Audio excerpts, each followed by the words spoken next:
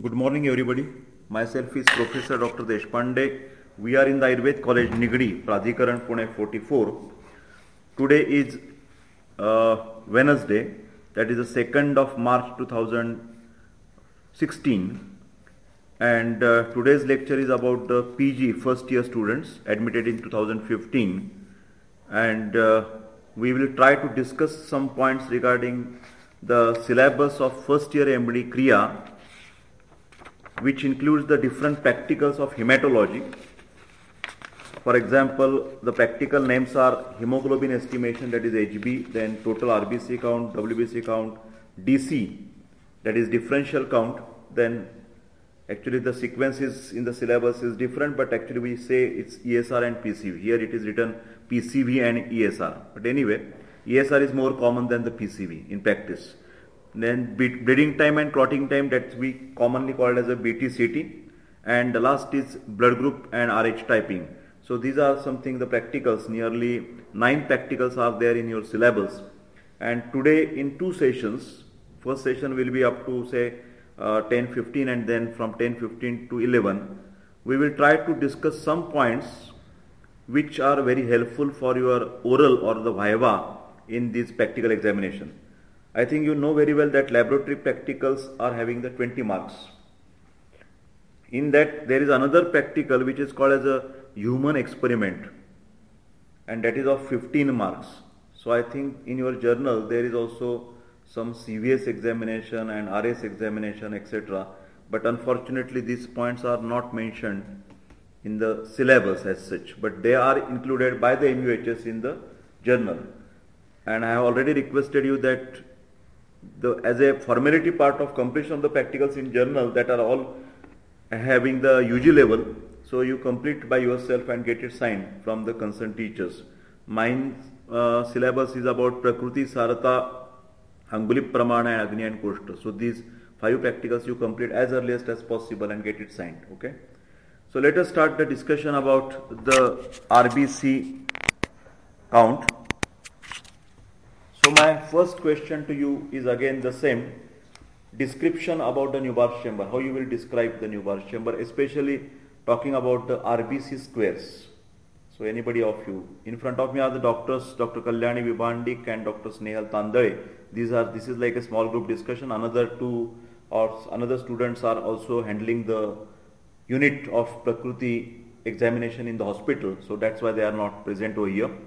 So I request you, both of you, you can take the participation and try to answer these questions, which are also have the base of UG level, but still it's a brushing to your brain. So tell me the total number. We will make the questions very short and pinpointed.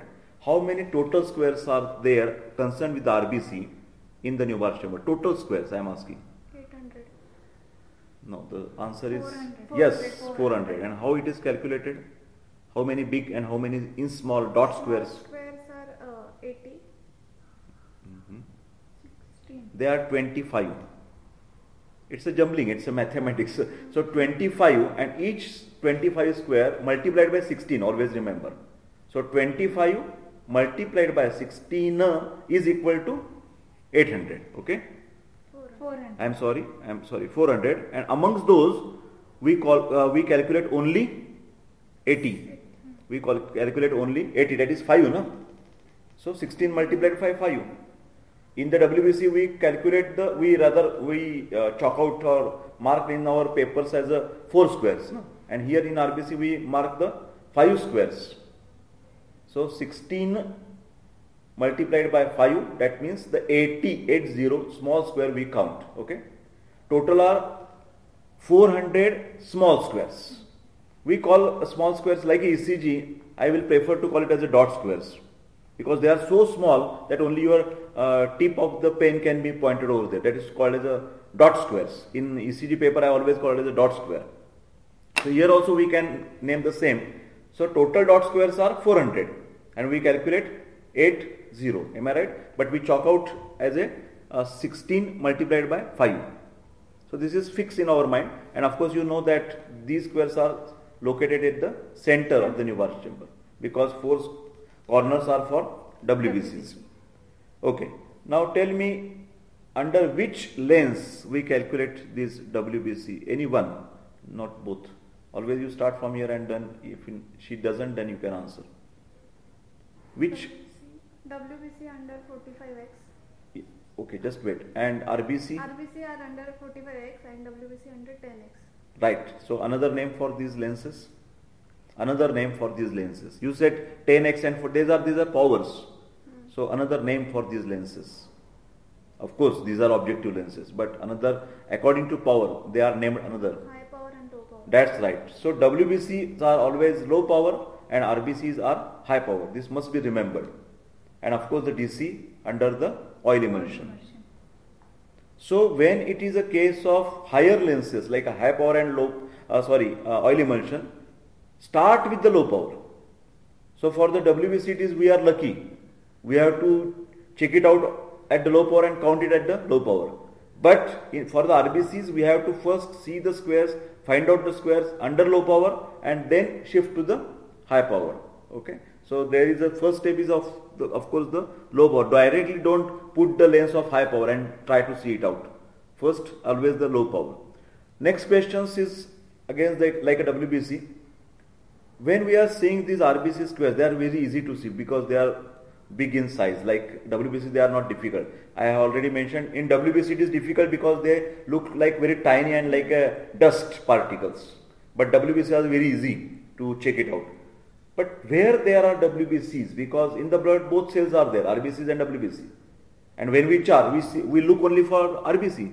Where these WBCs go, vanish, disappear. What happens with the WBC? Why we can't see the WBCs under the high power? When we see RBCs, where are the WBCs? You remember my answer for the WBC? When we do the practical of WBC, RBCs disappear. Why? Because of diluting fluid. Exactly. Glacial acetic acid. In Marathi I have told it is burnt. Like just to remember, it is burnt out. Here it is not this case. When we count RBC, what happens to the WBC? And it is another very tricky answer. It is not like a diluting fluid. They are so less in number, remember. And the proportion is 700 to 1. When we see the 700 RBCs, only small tiny WBC is there. 1 WBC. So do you get me? It's very easy. So such a small number and such a small size, that's why although they are there, we cannot see them. It has always happened when we go for the fair, Jatra. Any fair we go and always the small kids they lost. Why? Because it is so small and huge crowd is there. So the parents cannot identify where it is. Chintu. Huh? So same is like here. My next question about RBC is, it's very simple like a WBC. Why the dilution is 200 times and not 202 times? We make a dilution of the RBC as well. We take the 0.5 blood. In the WBC we draw the diluting fluid up to 11 mark because WBC pipette is having 0.5 and 11 marking.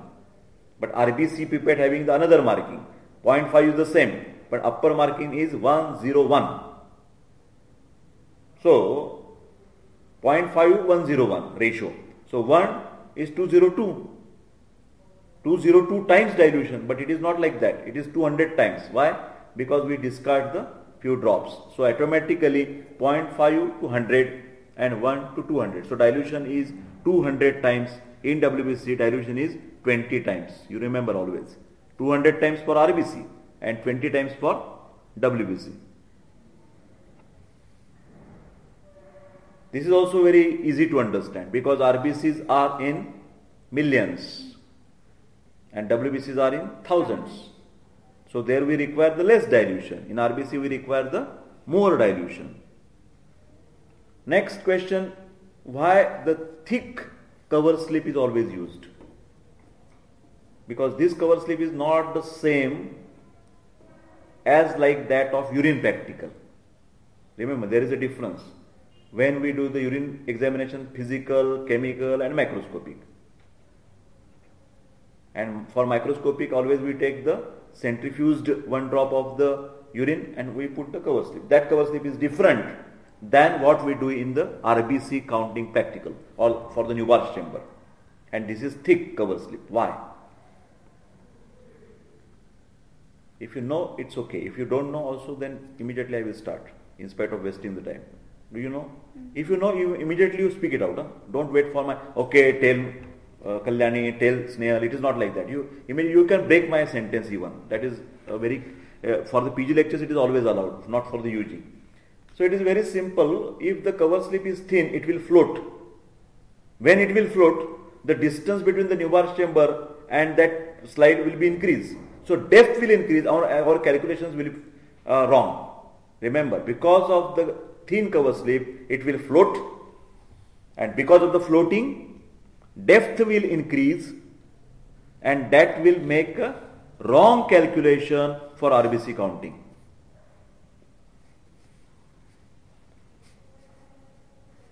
Next question for RBC practical is like this. There are 2 types of the errors that can occur when you do this practical, which I am making the question in a compartmental, like sections, not having a big question. Tell me the 2 errors which always takes place while doing the RBC practical, RBC counting. Which are 2 errors? Instrumental error. Shabbas. And Good. self-error.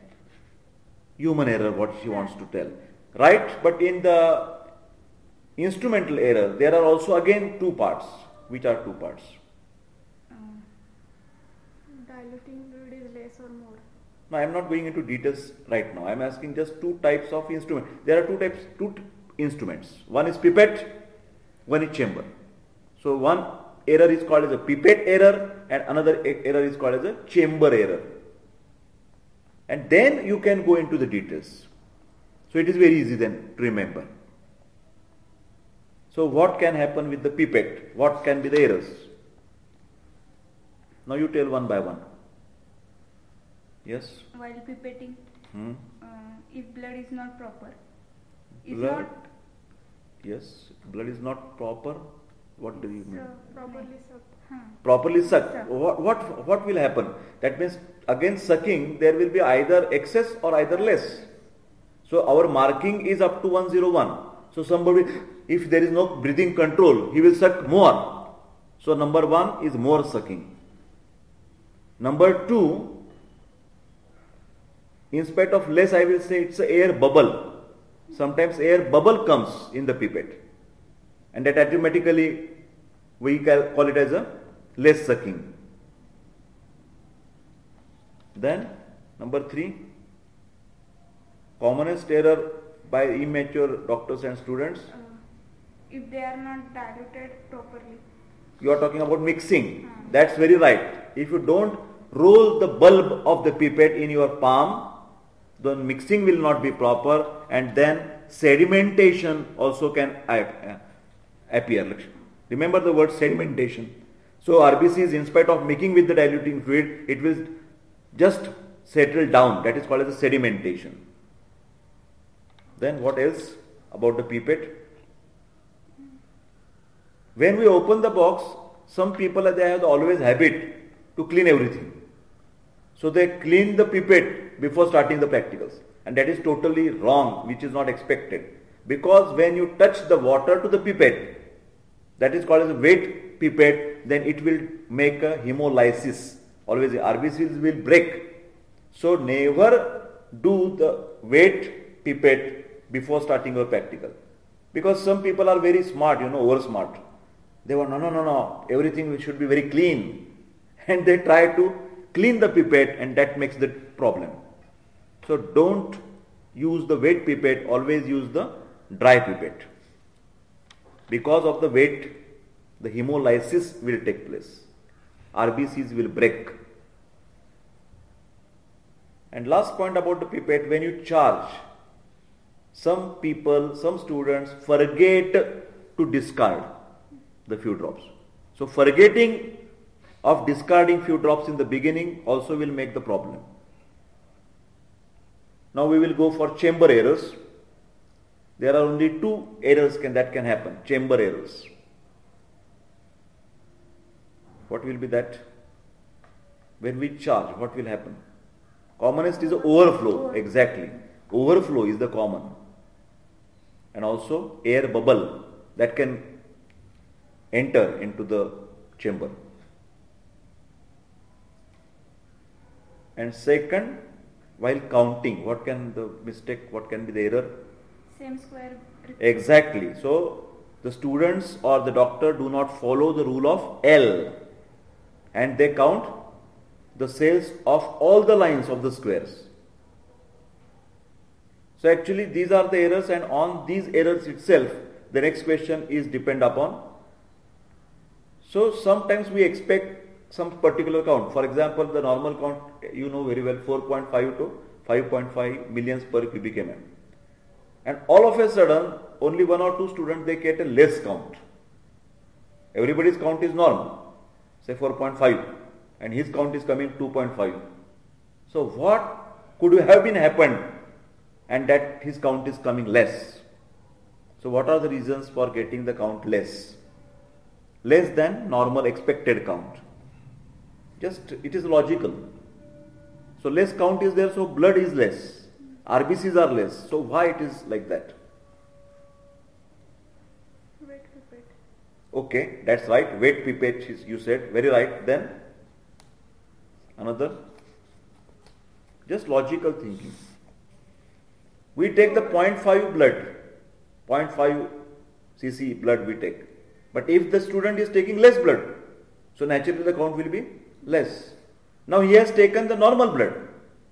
But diluting fluid, he has sucked more, beyond 101. So naturally, cells are less, diluting fluid is more. So the count will be less. So this is another example. Another two are common for less and more. Not proper mixing, what she said. When the mixing is not proper, it may come more, it may come less. Then air bubble. Because of the air bubble also you cannot get a proper count, it will be the less blood, no? Naturally, air bubble. Then, what else? Just logical, less count.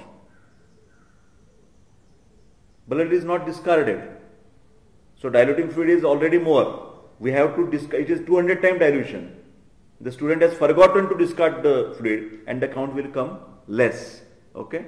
Then sometimes the uneven distribution of the cells is there in the, so it can come less, it can come more, uneven distribution. Okay?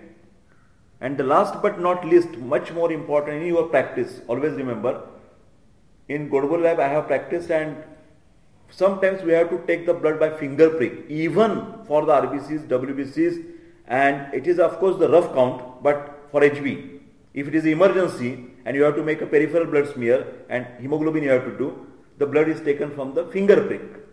And when we are taking the blood from the finger prick for even smear, if the blood prick is not proper and we are squeezing the finger, what will happen?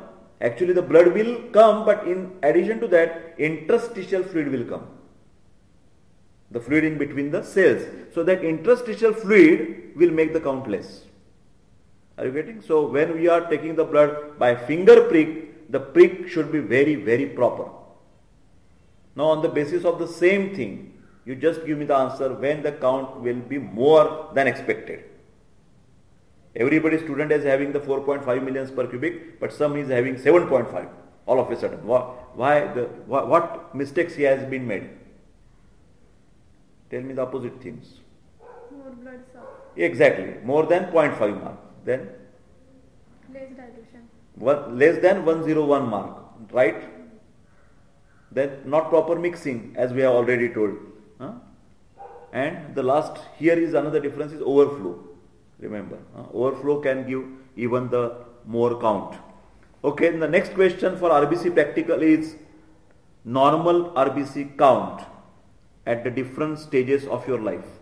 This is a more precise question.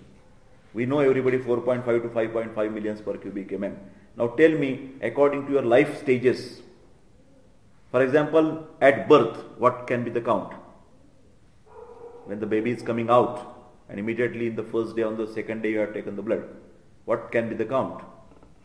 It is more, remember, 6 to 7 millions per cubic mm. I am not distinguishing right now the male and female. In general, 6 to 7 millions per cubic mm. Then immediately at the end of first week, the count little bit decreases. Why? It becomes 4 to 5. Again, the normal. What could have been happened? First, the spleen was not acting. At the immediate after birth, liver, spleen, or rather every organ, I will say, they are not started functioning their normal physiological functions. So destruction of RBC is always taking place in the liver and spleen. But after 1 week, little bit their normal functions are beginning. So the destruction has been started and the count comes down. This is the common answer. Now when the adult life is there, then you have to think about male and female. For example, in the male, it is always more 5 to 6, and in the females, that is 4 to 5 millions per cubic mm. So what is the reason for this difference in male and female of RBC count? Yes? Maybe due to menstruation. So what happens with the menstruation? Blood loss is there. So she is answering rightly. So naturally there is a less blood as compared to the males because of the blood loss. Another reason why male has some advantage. Physically fit. Males are physically fit. You cannot say like this because there are some ladies also, they are looking like even males. Lawn tennis, say for example, any players, they are always stout and stuff. But in general you say body mass you are talking about, body surface you are talking about, that I agree, that is okay. But more specific is about testosterone. The males are having the very good hormone, testosterone. Why very good? Which is essential for erythropoiesis. Testosterone is a hormone which stimulates the erythropoiesis process, just like a thyroxine. But as you know, thyroxine is in the both male and female, so there is no problem. But testosterone is a gift for the male. But then you will be little bit upset why the God has given only gift to the males. So is the estrogen also a gift to the females? My tricky question. Whether estrogen is a gift to the females or not. And how? It's a serious, it's not a joke.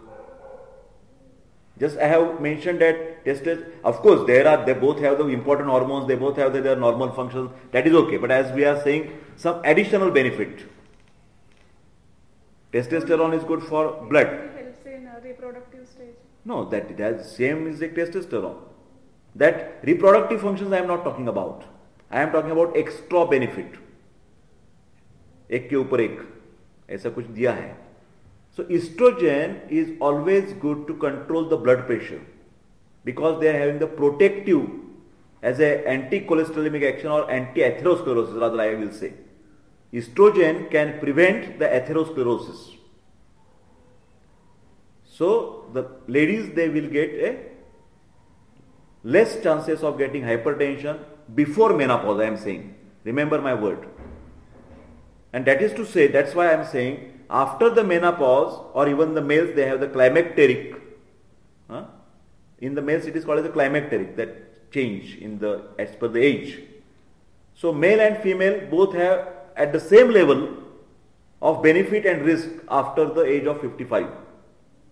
So after the 55, male hemoglobin, male RBCs and RBC hemoglobin, RBCs HB of in the females, it will be the same. Okay. The next question is functions of RBCs. There are only main 3 functions of RBCs. We are talking about the questions asked in the RBC practical, during the RBC practical. What are the functions? Very simple question. Yes, speak it out. RBC contain HB, which Okay. helps in oxygenation, proper oxygen. Yes, to carry O2 and CO2 both. O2 from lung to the peripheral tissues or the cells, and carbon dioxide is more in the cells, from the cells to the alveoli to throw it out.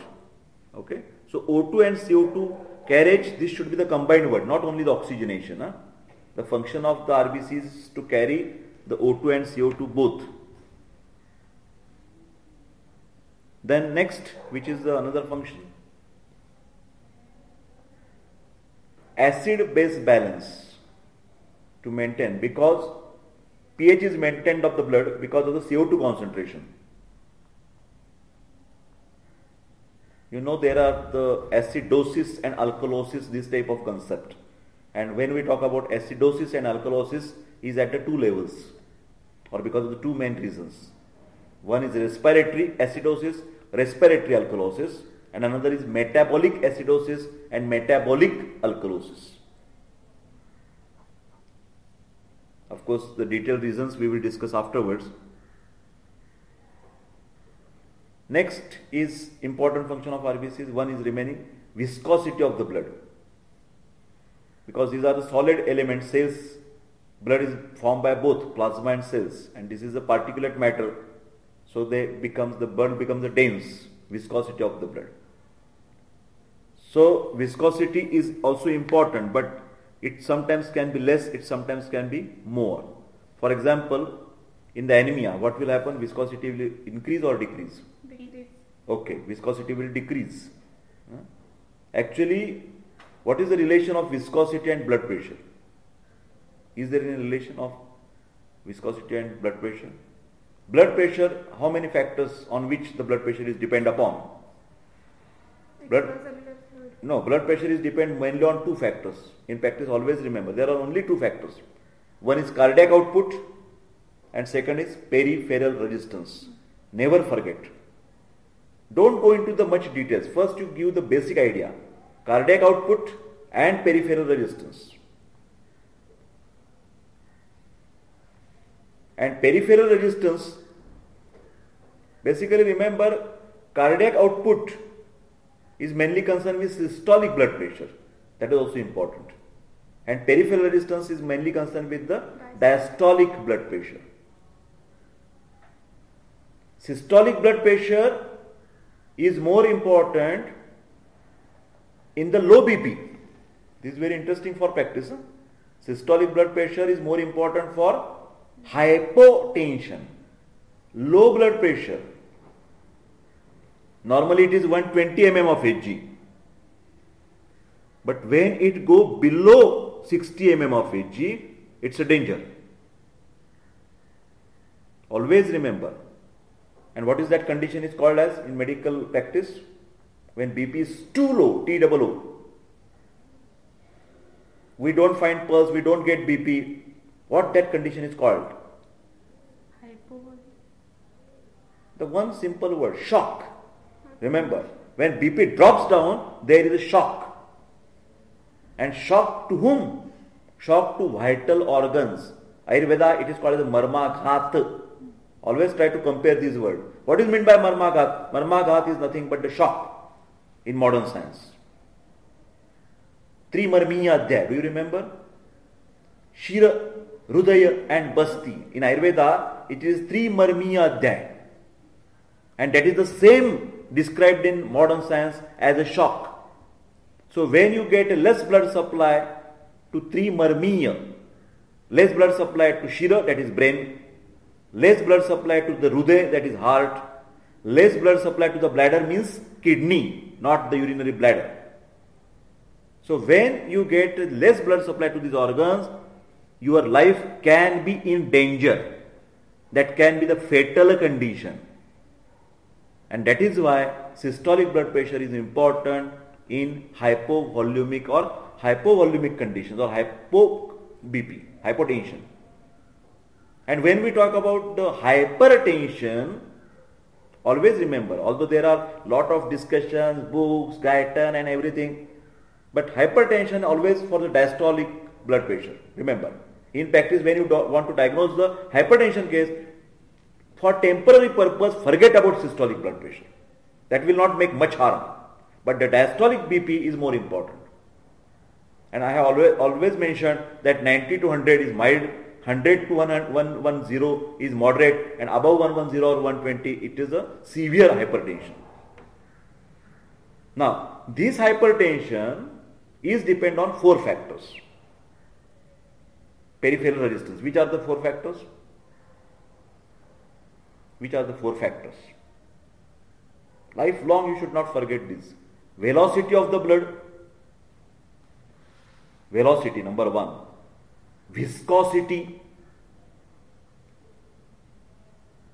Number 3. Lumen of the blood vessel. And number 4. Velocity, viscosity, lumen, and what else? Correct. Very good, Dr. Kalyani. She has properly mentioned, that is elasticity of the blood vessel. Very good, thank you. So these are the 4 factors we should not forget. But most important are, of course, the viscosity and elasticity, and of course the lumen. Viscosity is disturbed, as we have just now said, that when RBC count is unnecessarily high, viscosity will increase. But not only for cells, but if there are more salts in your blood or more elementary part in your blood is more. For example, cholesterol is more, triglyceride level is high. What will happen? Again the viscosity will increase, and because of the viscosity the hypertension will be there. That's why when the obese patient comes to you, always check the blood pressure. Similarly for diabetes, blood sugar is a particulate matter. So blood sugar will make the more dense, blood will be more dense, and that will always, the diabetic patient will have the chances of hypertension because of the increase of viscosity. So viscosity of blood is important function of RBCs. It should be not hypo and not hyper. It should be in a homeostasis way. Okay. Next question for RBC practical. Lifespan of RBC. Very easy. 120 days. Right, 120 days. Site, S-I-T-E, site for formation of RBCs. Where the RBCs are formed, but there you must make some, as per the stages of life. I will ask you the stage of life and you will answer where the RBCs are formed. Early embryonic life, that means in the intrauterine life. Yolk sac, that's right. RBCs are formed in yolk sac. The spelling is Y-O-L-K and not Y-O-K. Yolk sac, L is silent. Then middle trimester of gestation, that means 4, 5 and 6 months, where the RBCs are formed. Middle trimester. Liver and spleen. Remember, liver and spleen. Then 9th month and immediately after the birth. Late period of the pregnancy and after the birth. That's right, red bone marrow. Then up to the age of 20 from birth, the same, red bone marrow. No, red bone marrow, not liver and spleen, red bone marrow. And after the age of 20, only specific bones. In other bones, red bone marrow is converted into the yellow bone marrow in active form, and only small portion of the tibia and fibula, this is very important, tibia and fibula, then vertebrae, sternum, ribs and ileum. So you must remember the specific sites of the adult RBC formation. I repeat, proximal portion of tibia and fibula, vertebrae, sternum, ribs and ileum. My next question, one sentence answer, one word answer. Destruction of RBCs. Where? Spleen. Both, liver and spleen. That's right, liver and spleen. What is the practical significance in practice? Joint splenomegaly. Yes, when? Destruction is more than. What is that called as? What type of that anemia is called as? You are answering correctly. Hemolytic anemia. That's right. Hemolytic anemia, you will definitely get a splenomegaly. Or even the cases of leukemia, even the cases of malaria. Everywhere there is a destruction of RBCs. And whenever there is an increased destruction of RBCs, you will get a splenomegaly. Just again practical question. How you palpate the spleen? I know it is actually a practical question, but still you can answer me as a verbally. Method. How you will palpate the spleen? Where it is situated? Left hypochondria. Left hypochondria. That's right. How you will palpate? Only you have to answer start from the right iliac fossa. That's most important. Where appendix is situated, put your palm on the right ilium and not directly on the left hypochondria. That is the most, and go diagonally upward by asking the patient take deep breath and inhale, exhale, and just go on putting the fingers on the abdomen and under the ribs. Actually, in a normal condition, spleen is not palpable. But if you get insinuated, that means you have to find some hard mass over there and your fingers are going below that and you find that they are not the ribs, then definitely it is a spleen. Another important criteria when you palpate the spleen, what that word is called as, you get a particular feel over there. Like a dig or pit. What is that called as? When you palpate the liver, that is a hepatomegaly, there is a uniform margin you will find. But in spleen, not you get a uniform margin, but there is one pit in between. And that is called as splenic notch. So palpation of spleen, when you talk about palpation of spleen, always tell the examiner, yes sir, I have got the splenic notch. And that is a confirmatory. So my next question for RBC practical viva, what is the word for formation of RBCs? Formation of RBCs. Erythropoiesis. That's right, erythropoiesis. Now tell me the stages of erythropoiesis. Anybody? Of course, this is not too much important in our day-to-day practice, but for the students, they must remember the stages. They are somehow little difficult and tough, I know. It starts with the stem cell. You know this, in these days, stem cell is always popular. So first write down the stem cells. And their stem cells are hemocytic stem cells. Heme is a word for general blood, not for RBCs. So hemocytic, that means the stem cells, original cells, stem means original. Original cells which form the blood, they are called as hemocytic stem cells.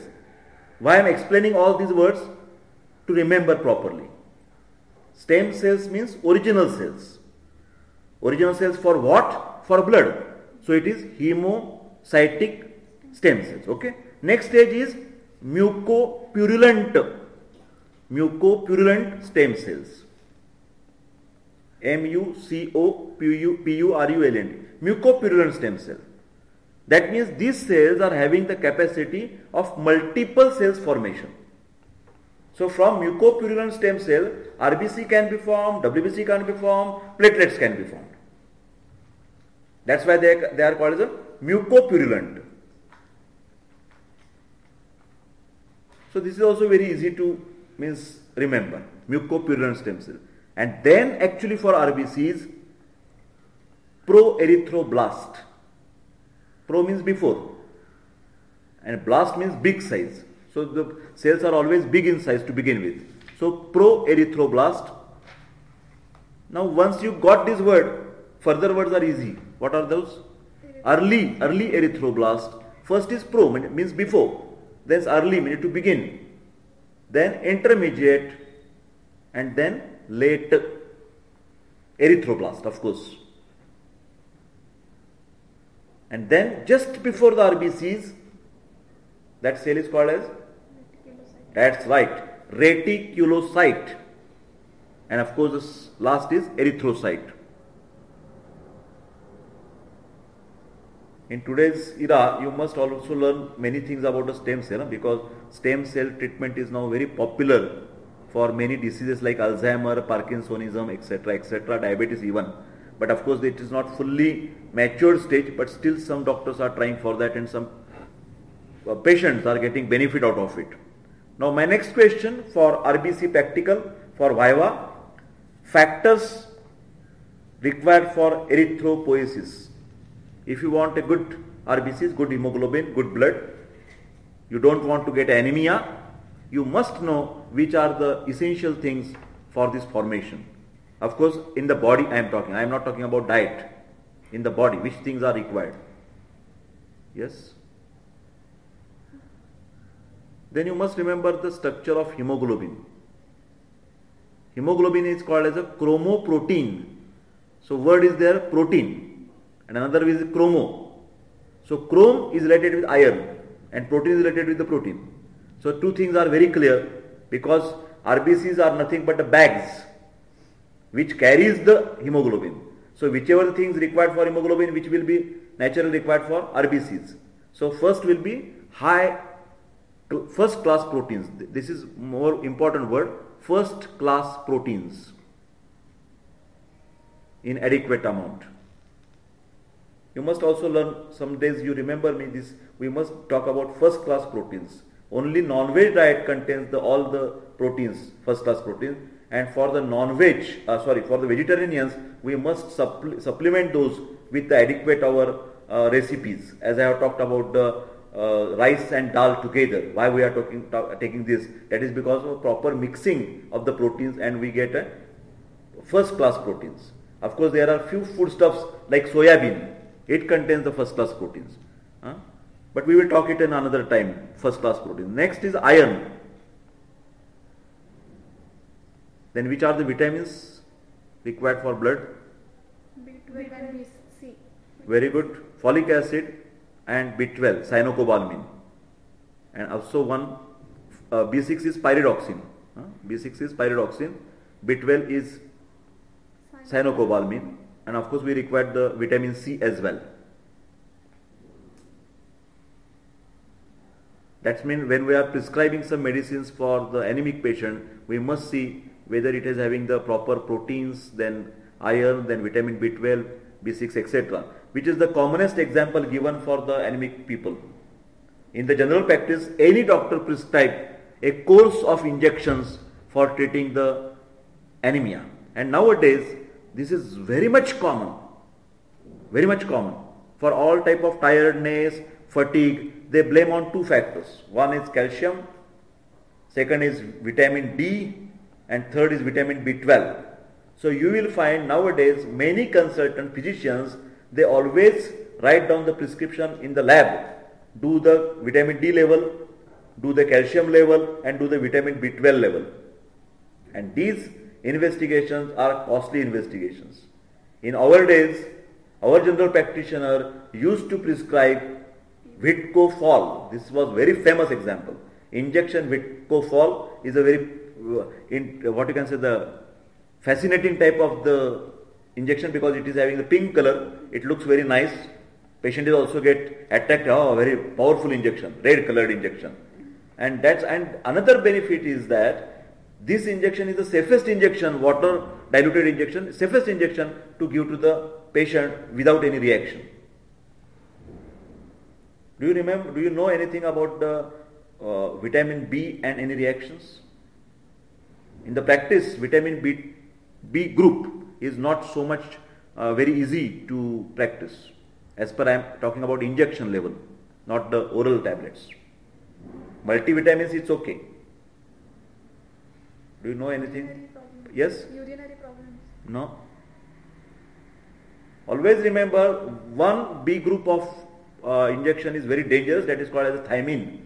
B1 is known to give the anaphylactic shock. And one injection is very, very commonly used for neurological problems, especially tingling numbness. This is the commonest complaint in the patients. In Marathi, हातापायाला मुंग्या येतात, माझे हात बधीर होतात, माझे पाय दुखतात. So many physicians prescribe injection Neurobion. In the name itself, neuro, N-E-U-R-O, Neurobion, it is for nerves. Or injection Polybion. So both these injections, they contain B1 plus B6 plus B12. It is a combined B1, B6, B12. B6, B12 are safe, no problem. But as it contains the B1 Why I am telling you? Because although you are doing the integrated and GP practice, some patients come to you only for injections. They have already visited to the consultant. आमच्या डॉक्टरने आम्हाला injection घ्यायला सांगितलंय. ते लांब जायला पडतं, तुम्हीच देता का इकडे आमच्याकडे? They come to the nearby doctor and they ask or request you to give that injection. And if you don't know this physiology or the pathophysiology, that thiamine is causing the, and not simple reaction. It's not simple allergic reaction. It's an anaphylactic reaction. That means table death or the prick death. You give it, take the, and patient is died. Something like serious. There are only few injections that can cause such a serious reactions. And you must remember these 3 injections by all the time in your life. Which are 3 injections? Commonest, which can cause the anaphylactic reaction, directly fatal, death.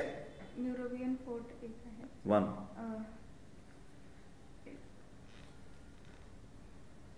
Another examples. Penicillin, remember this, of course this antibiotic is less and less, rather not used nowadays, but still there are some hospital or primary health centers, PHC, where penicillin is still given, especially procaine penicillin. This is the commonest used for antibacterial any URTI infections or any skin infections. In primary health center, PHC, penicillin is given, but in your general practice, don't try penicillin to begin with, unless and until it is done test dose, after test dose, ATD, or after sensitivity test, AST. So one is neurobion, second is penicillin, and third is iron. Imferon, commonest injection for increasing your RBC count. In emergency, always the injectable form is preferred rather than tablet Otrine. You know this tablet? Otherwise write it down. Tablet Otrine is a topmost medicine right now for anemic patients. In our days we used to use Fersoft, ferrous sulfate or ferrous fumarate. Of course Otrine is containing the same thing. So 1 capsule per day for minimum 1 month is the dose for to increase your hemoglobin count. But if there is a surgical procedure or is there any serious problem, one has to increase the fastly hemoglobin, then we must go for injectable, and at the last when there is a really serious, then you have to give the BT, that is blood transfusion, to increase your blood count. Okay. So just now we have discussed about the factors required for erythropoiesis. We said proteins are required, iron is required. Of course, as we are talking about iron, let me clear up the practical applied part. We have already talked when the doctors are using the injections, when emergency. Is there any other reason to start the injectable rather than tablets?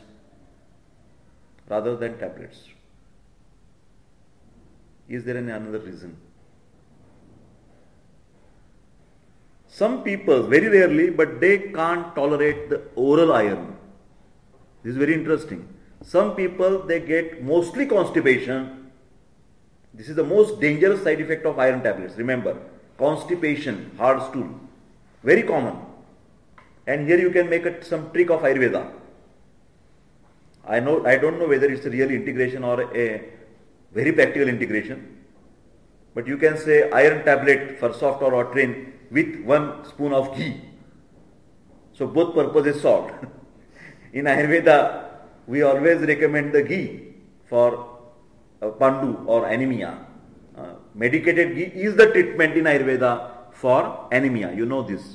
And one of the famous medicated ghee you must use for anemia. What is that? Never forget to use this ghee. For anemic patients, hemoglobin less than 10 gram%. Dadi Madi Ghrita, never forget. By any way you must use the Dadi Madi ghee, Dadi Madi Ghrita for any anemic patient. So you can prescribe Otrine with Dadi Madi Ghrita, very simple, to prevent the. But there are some people who can also get a diarrhea. This is very interesting. Some people also get a diarrhea. And then we have to, some people also have the what you can say, the lazy people and disobedient people. They just miss the tablets, forget to take the tablets.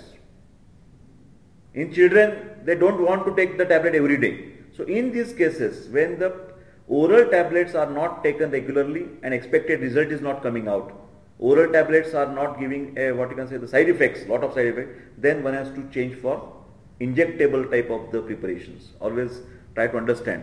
In Ayurveda also, is there any possibility when we talk about simultaneous these two branches and as a practical level, we have to use all this information in practice, no?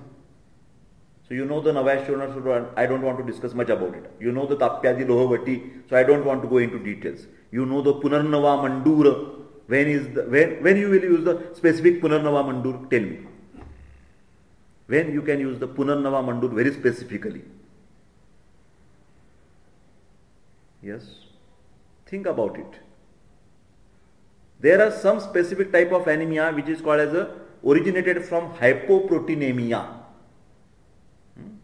Patient is in Melghat, all are there in undernourished children, Adivasi, undernourished people, they don't get a proper food and they are having the hypoproteinemia, and due to that they are having the anemia. In addition to the pallor and the paleness, they have the additional feature, they have the edema on legs. They have the edema on legs. So in that condition, to reduce the edema and to increase the blood count, you can use the Punarnava Mandur. Same case is with the CCF patient, congestive cardiac failure. These patients also suffer from the anemia. Why? Because proper pumping is not there. Proper pumping of the blood is not there. The patient gets the tiredness. There is always a pedal edema, weakness is there. So in these cases also we can use the Punarnava Mandur.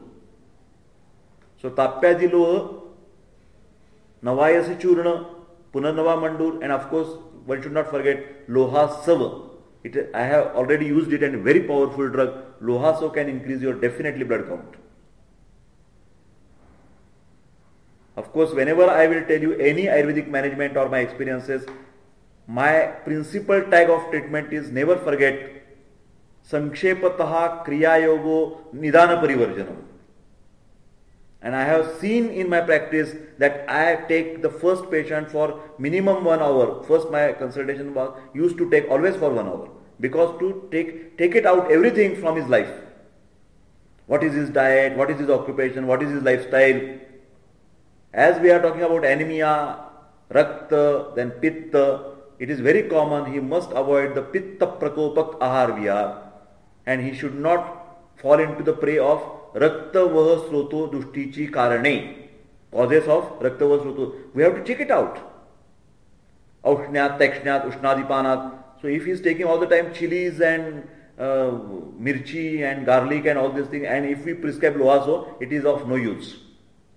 So his diet, management, everything should be correct, and then only this is very useful. Factors required for erythropoiesis. So we have talked about proteins, ions, then vitamins, then metals are there. 3 metals are important: cobalt, zinc and copper. Cobalt, zinc and copper. And that is why copper means tamra, as you know very well. So many NEP patients also get benefited because of the Arogya Vardhini and Kumaryasa. Although these drugs are mainly for the jaundice, but I will say anemia, especially I have tried it for the chronic and repeated type of the drop down of hemoglobin. Okay, acute case is there, you have increased his hemoglobin or RBC and he is always okay, then it is no problem. But some patient will definitely come to you, doctor, I have made that course of B12 injections, then I have visited to an Ayurvedic doctor. At some time of my year, it is normal. But again, my hemoglobin is dropping down. So what I can do? Then you must say that you have to take a long-term treatment, at least for 3 Rutus. That means 6 months, minimum 6 months, because 1 Rutu is for 2 months. So because he has to accustom in all the seasons. And in that case, we have to concentrate on liver. Because according to Ayurveda, Raktava Srotasa Mulasthana are the Yakrut Pliha.